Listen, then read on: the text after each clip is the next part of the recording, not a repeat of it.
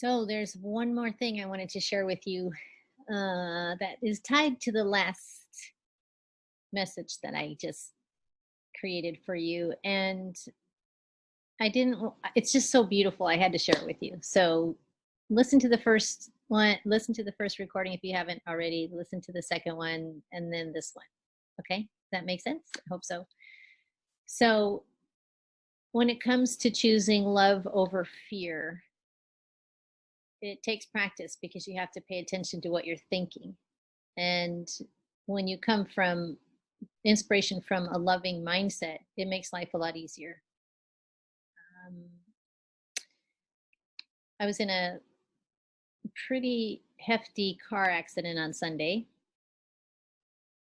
and it was caused by a 88-year-old elderly man who made a very poor decision to cross 6 lanes. He was in the right-hand lane, 6 lanes, and to try to get to the left-hand lane to make a left.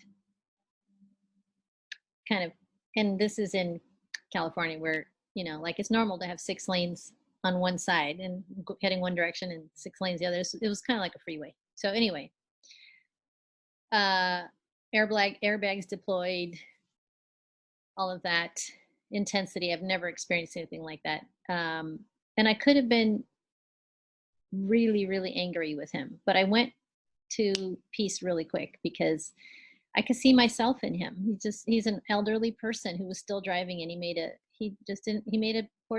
bad decision. We make things happen all the time. So I'm just grateful that I'm well, and my husband is well, and that he is well.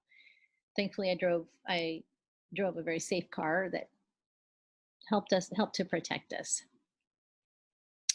And it's also, I noticed that there's just a lot of chaos in the world right now. It just seems like it's just showing up. And in this time is when we need to inspire ourselves, or it can get really heavy.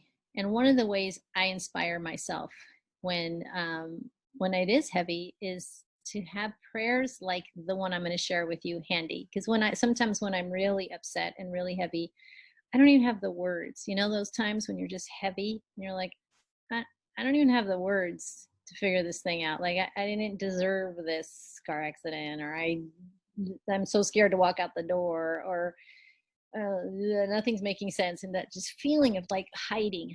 And I hid all day Sunday and all day Monday, and I just hunkered down and let that experience go. Did the work that I needed to do to let that go. And one of the things that I find helpful is to have prayers like this handy. This one speaks to me. Find the prayer that speaks to you, whether it's one you learned as a child through your church experience, your family experience, or maybe it's something new. This one is newer to me, and it speaks volumes to where I am right now. And I just wanted to share it with you. It is a Lakota prayer.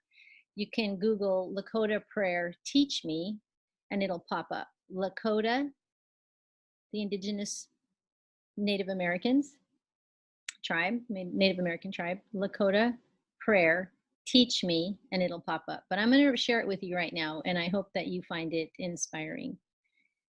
It starts out with, great mystery, teach me how to trust my heart, my mind, my intuition, my inner knowing, the senses of my body, the blessings of my spirit. Teach me to trust those things so that I may enter my sacred space and love beyond my fear, and thus walk in balance with the passing of each glorious sun. Isn't that beautiful? And as the sun is setting right now in my area on this very meaningful day, I am honored that you would take the time to watch this video and the previous two. And I truly, truly, truly hope that it offers you some inspiration to attend to your heart, to attend to your spirit, and in whatever way that is just magically right for you. So again, peace and blessings. Stay well. Be gentle with yourself. Be gentle with others. And a hug from me. And if you feel like dancing, song comes on, dance with me. That's what I've been doing. I've been dancing alone quite a bit since social dancing is not existing right now. So dance from your heart, connect the heart to the mind, and shine bright. So, mwah, be well.